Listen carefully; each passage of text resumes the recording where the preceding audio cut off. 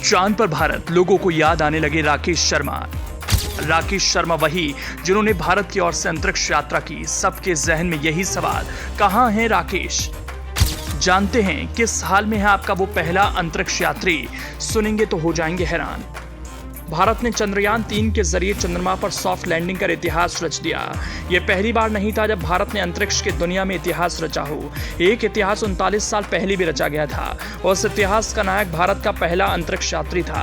इसरो ने जब चंद्रमा पर इतिहास रच दिया तो ऐसे समय में एक शख्स को याद करना जरूरी हो जाता है। ये वो शख्स है जो भारत के अंतरिक्ष में कामयाबी का जिंदा प्रतीक है।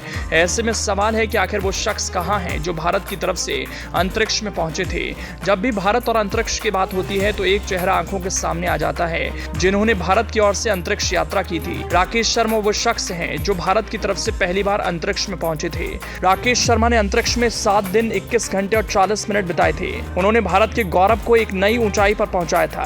भारत के अंतरिक्ष अनुसंधान प्रयासों में उनकी महत्वपूर्ण भूमिका के बावजूद उन्हें अपने योगदान के अनुरूप प्रसिद्धि और पहचान नहीं मिली।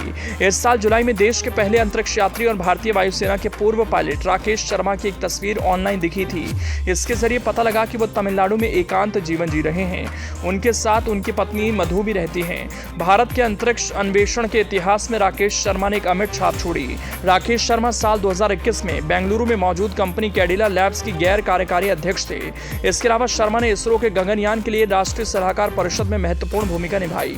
ये परिषद अंतरिक्ष यात्री चयन कार्यक्रम की देखरेख करता था।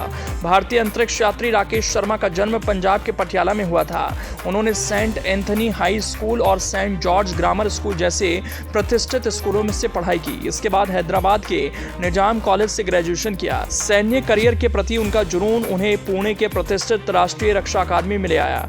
एनडीए की ट्रेनिंग के बाद वो 1970 में भारतीय वायुसेना में शामिल हुए। यहाँ उन्होंने एक टेस्ट पायलट के रूप में उत्कृष्ट प्रदर्शन किया था। वो 1984 में एयरफोर्स में स्क्वाड्रन लीडर बन गए। उन्होंने 1971 के बांग्लादेश मुक्ति युद्ध के दौरान MiG-21 पर 21 लड़ाकू मिशनों में उड़ान भरते हुए अपनी असाधारण क्षमताओं का प्रदर्शन किया। राकेश शर्मा को 1982 में सोवियत भारतीय अंतरिक्ष कार्यक्रम के लिए चुना गया।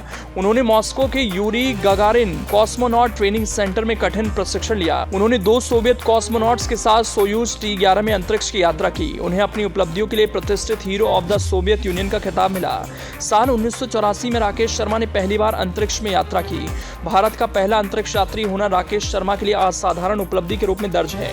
जब देश चंद्रयान 3 के चंद्रमा पर सुरक्षित उतरने का इंतजार कर रहा था तब राकेश शर्मा को इसरो की कामयाबी का भरोसा था। राकेश शर्मा ने कहा था कि इसरो के काम करने के तरीके को जानने के बाद मैं गर्व से कह सकता हूं कि चंद्रयान 3 को सुरक्षित चंद्रमा पर सॉफ्ट लैंडिंग करने में कामयाबी होगी। उन्होंने कहा था कि पिछले 40 सालों में सीमित संसाधनों के बावजूद इसरो ने एक शानदार यात्रा की।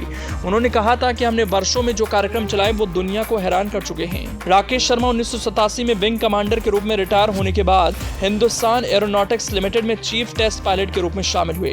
हालांकि एक बार नासिक के ओजार में एक MiG-21 की टेस्ट उड़ान के दौरान वो बाल बच गए। उन्होंने 2001 में प्लेन उड़ाना छोड़ दिया। इसके बाद वो तमिलनाडु के कुन्नूर में बस गए।